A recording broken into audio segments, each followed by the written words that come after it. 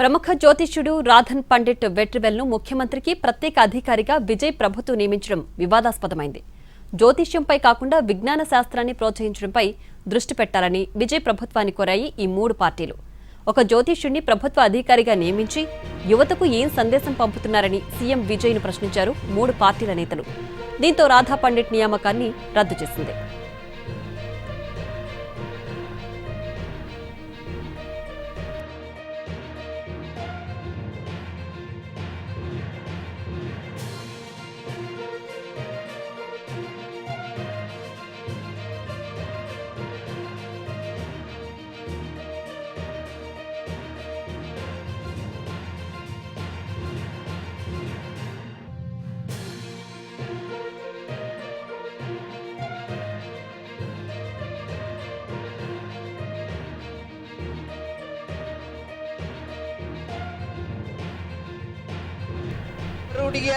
ராஜகுருவாக இருப்பவரை mister Ratan Pandit என்பவரை அரசியல் சிறப்பு அதிகாரியாக அரசு வேலையில் அமர்த்தியதை ஒட்டுமொத்த தமிழக மக்கள் சார்பாக வன்மையாக இந்த வரலாற்று சிறப்பு மிக்க அவையில் நான் அதை குறிப்பிட கடமைப்பட்டிருக்கிறேன்.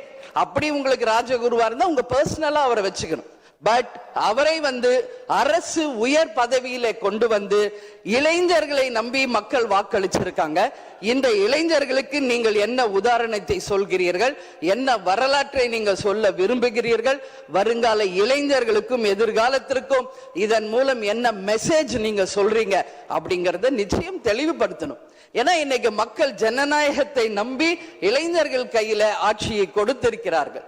அப்போ வருங்காலம் இளைஞர்களும் வருங்காலத்திற்கும் இந்த அரசு ஒரு முன் உதாரணமா இருக்க வேண்டும் என்பதுதான் என்னுடைய ஒரு கோரிக்கை என்பதை இந்த நேரில்